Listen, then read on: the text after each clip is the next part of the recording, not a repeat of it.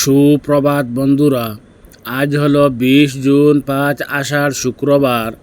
আজকের সারাদিনের বিশেষ আন্তর্জাতিক খবরগুলি জানিয়ে দিচ্ছি এবং টপ 2 PM নিউজ চ্যানেলটিকে সাবস্ক্রাইব করে পাশের বেল আইকনটি বাজিয়ে রাখবেন এবং ভিডিওটি শেয়ার করবেন যাতে সঠিক তথ্যগুলো সবার কাছে পৌঁছাতে পারে। এবার শুনুন আজকের খবরগুলির বিস্তারিত।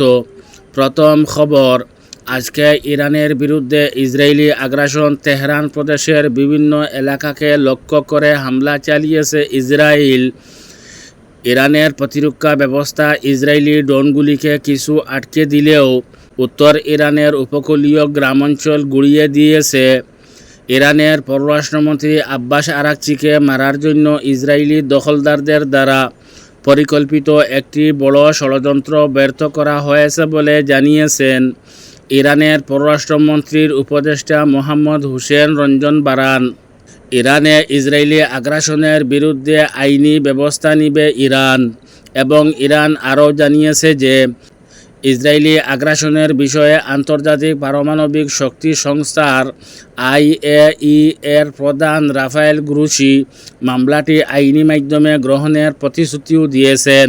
ইরান কি আমেরিকার কাছে মাথা নত করার জন্য প্রস্তুত? কিছু গণমাধ্যম বলছে, একজন পশ্চিমা কূটনীতিক ইসরায়েলকে জানিয়েছেন যে ইরান ট্রাম্পের কিছু দাবির সাথে একমত হয়ে ওয়াশিংটনকে একটি প্রতিক্রিয়া পাঠিয়েছে।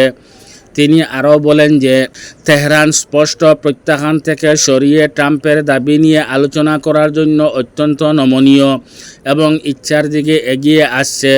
তিনি আরও বলেন যে ইরান পূর্ব শর্ত হিসেবে ইসরায়েলি যুদ্ধবিরতির উপর জোর দিচ্ছে। সংবাদপত্রের মতে অন্যান্য সূত্র ইঙ্গিত দিয়েছে যে সামরিক অভিযান অব্যাহত থাকাকালীন আলোচনা শুরু হবে, কিন্তু এ বিষয়ে কতটা সত্য এবং কতটা মিথ্যা জানি না। যদিও মুখে বড় কথা, কিন্তু ইরানের হামলার ভয়ে বুকে দড়ফড় করছে। ইরানি হামলার আগে রোগীদেরকে মাটির নিচে সরিয়ে নেওয়ার আদেশ দিয়েছে নেতানিয়াহু। অস্ট্রেলিয়ার নাগরিকরা ইরানের ভিতরে খুব ভয়াবহ পরিস্থিতির মধ্যে আটকে আছেন বলল অস্ট্রেলিয়া। ইরানের আকাশসীমা বন্ধ থাকার কারণে অস্ট্রেলিয়ানদের সরিয়ে নেওয়া কঠিন বলে মনে করে অস্ট্রেলিয়ার পররাষ্ট্রমন্ত্রী বলেন, আকাশসীমা বন্ধ থাকায় অস্ট্রেলীয়দের ইরান ত্যাগ করা অত্যন্ত কঠিন হয়ে দাঁড়িয়েছে। ইরানে প্রায় 2000 অস্ট্রেলিয়ান এবং তাদের পরিবারও রয়েছে এবং ইসরায়েল থেকে প্রায় 1,02,000 অস্ট্রেলিয়ান দেশ ত্যাগ করে যেতে চায়, কিন্তু সম্ভব হচ্ছে না। আজকে আবারও দক্ষিণ ইসরায়েলকে লণ্ডভণ্ড করে দিয়েছে ইরান। দক্ষিণ ইসরায়েলে ইরান ক্ষেপণাস্ত্র হামলা চালিয়েছে, যার ফলে ইসরায়েল অনেক ক্ষতির সম্মুখীন হতে হচ্ছে এবং অনেক হতাহতেরও খবর পাওয়া গিয়েছে।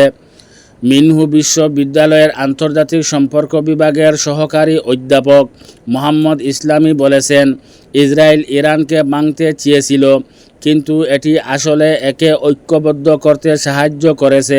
বিভাজন আরও গভীর করার পরিবর্তে ইসরায়েলি আক্রমণ রাজনৈতিক লাইন জুড়ে জাতীয় পরিচয়ের একটি ভাগ করা অনুভূতিকে শক্তিশালী করছে বলে মনে হচ্ছে।